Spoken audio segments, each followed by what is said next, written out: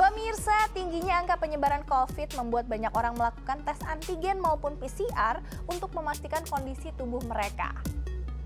Tentu saja hal ini membuat semakin banyaknya sampah bekas alat tes antigen ataupun PCR yang digunakan. Lalu, kemanakah limbah alat tes COVID-19 ini dibuang? Berikut penelusuran tim OMG. Pemirsa, masih ingat soal limbah antigen yang berserakan di Selat Bali beberapa waktu lalu? Ribuan alat tes bekas antigen ditemukan di sepanjang pantai Selat Bali. Kejadian ini pertama kali direkam oleh salah satu penumpang kapal yang tengah menyeberang ke Pulau Bali.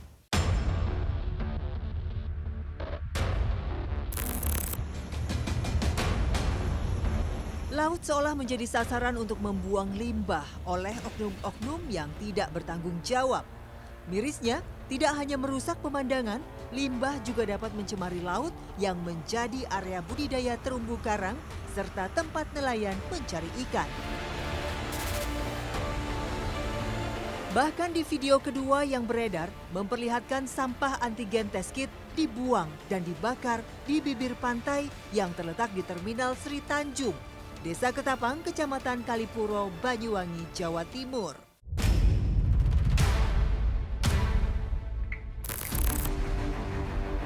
Permintaan tes antigen kian membludak, memasuki puncak gelombang ketiga COVID-19 di Indonesia, yang tak jarang membuat klinik yang mengadakan tes kewalahan. Lalu, sesuai prosedurkah pembuangan limbah alat tesnya? Ya pasti penting sih, ya karena kan kita limbahnya kan kita harusnya ada penangannya sendiri, Bu. Kalau seandainya sembarangan ininya kan juga nanti takutnya bisa dari pemalsuan ataupun yang lainnya. Jadi udah dipakai lagi gitu kan. Sampah bekas antigen ya harusnya dipendam Kak, dibuang. Ya penting sih supaya nanti bekas sampahnya itu nggak berbahaya sama yang lain. Didaur ulang kayaknya, lah penting. Karena pastikan kalau sampahnya banyak itu jadi ini ya, jadi apa? Limbah yang tidak terkendali gitu kan, jadi ya agak baik aja buat lingkungan. Dan juga itu kan infeksius Mbak. Iya betul. Jadi takutnya bisa Ada penyakit baru gitu.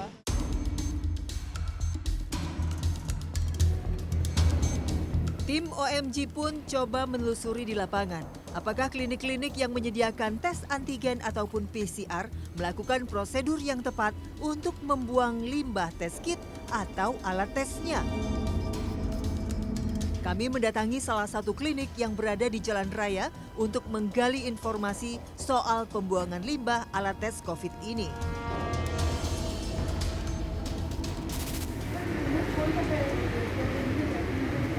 Mbak, kalau bekas ini tuh dibuang kemana biasanya Mbak? kenapa? Dibuang kemana bekas? Iya, apa ada ngambil? Buang ke tempat sampah biasa sih Pak. Hmm, Kalau nanti Pak nggak tahu dibuang kemana pas udah penuh gitu. Oh, ya saya kurang tahu dibuang kemana. oh kalau di sini dikumpulin dulu, terus?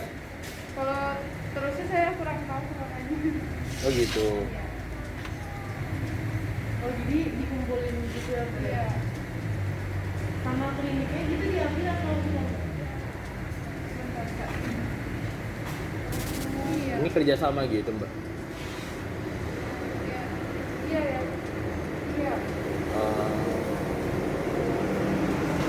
Setiap hari diambilnya? Atas nama Bapak. Sayangnya, petugas di sini tidak mengetahui pasti bagaimana pengolahan limbah alat tes antigen di klinik ini. Ia hanya mengatakan limbah medis ini nantinya akan dikelola oleh klinik induk yang tak jauh dari lokasi. Kami pun mencoba menelusuri klinik induk yang dimaksud. Memang lokasinya tidak jauh dari klinik cabang. Ternyata lokasi yang pertama tadi memang hanya untuk tes antigen maupun PCR. Sedangkan di lokasi kedua bisa dilakukan pemeriksaan medis dan rawat inap. Biasanya kalau misalnya buang sampah itu ya kemana sih Mbak? Sampah itu apa bekas antigennya? Ke itu ini. Biasanya ke sini. Nanti ada yang ngambil gitu apa gimana Mbak? Kurang tahu kalau.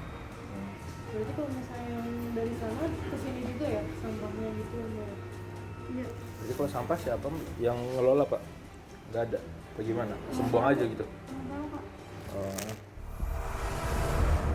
Sayangnya, di lokasi kedua pun kami tidak mendapatkan jawaban kemana limbah antigen ini dibuang.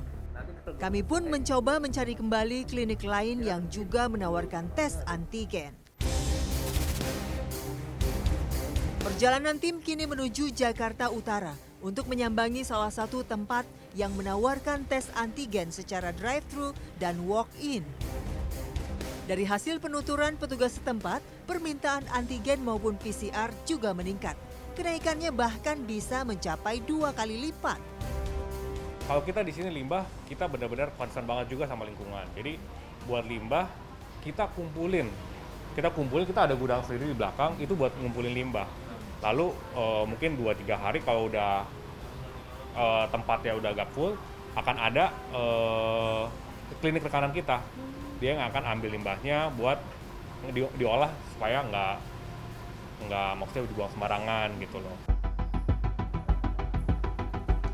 Nah pemirsa, di klinik ternama ini, pengolahan limbah medis seperti tes kit antigen memang tak bisa sembarangan.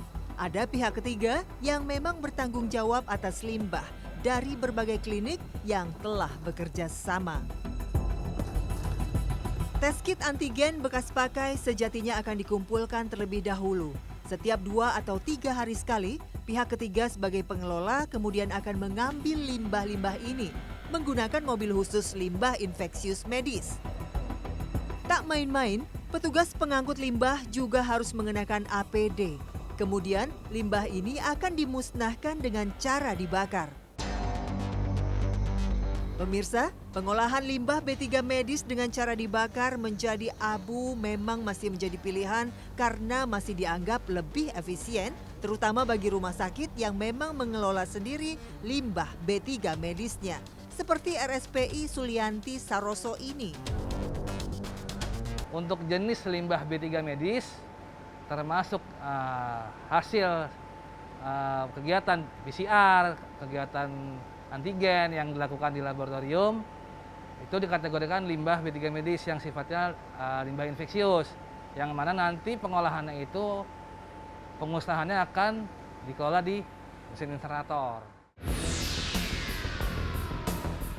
Nyatanya, abu pembakaran limbah B3 medis termasuk limbah tes kit antigen masih berbahaya bagi lingkungan. Karena pembakaran menggunakan mesin insinerator hanya mengubah sifat dan wujud limbah B3 medis menjadi limbah B3 umum yang tidak infeksius. Wadah limbah medis yang sudah hampir penuh harus disimpan di TPS khusus limbah B3 sebelum 12 jam. Wadahnya pun tak boleh sembarangan, harus yang kokoh dan tertutup untuk mengurangi infeksi lainnya. Petugas kebersihan juga haruslah menggunakan alat pelindung diri lengkap seperti hairnet, safety goggles, masker, dan sarung tangan. Memasuki gelombang ketiga COVID-19, RSPI Sulianto Saroso juga mengalami peningkatan limbah alat tes kit antigen. Jika ditotal dengan seluruh limbah B3 medis, RSPI Sulianti Saroso bahkan bisa menghasilkan 300 kg limbah setiap harinya. Jumlah ini meningkat 2 kali lipat dari sebelum pandemi. Pada prinsipnya, limbah dari hasil swab antigen atau swab PCR itu sifatnya ialah infeksius, di mana jika limbah tersebut tidak dikelola dengan benar, akan merugikan satu, lingkungan, masyarakat, yang dimana akan berdampak terjadinya kontaminasi terhadap masyarakat dan lingkungan sekitar jika limbah tersebut tidak dikelola secara benar. Setelah didisinfeksi, limbah B3 medis kemudian dibakar menggunakan mesin insinerator dengan suhu lebih dari 800 derajat Celcius. Sejatinya, mesin ini juga menimbulkan emisi, sehingga harus dilengkapi dengan alat pengendali pencemaran udara dan ketinggian cerobong yang memadai. Residu pembakaran kemudian akan disimpan di tempat penampungan sementara sebelum akhirnya diangkut oleh perusahaan pengangkut limbah berizin dan penimbun abu residu insinerasi berizin.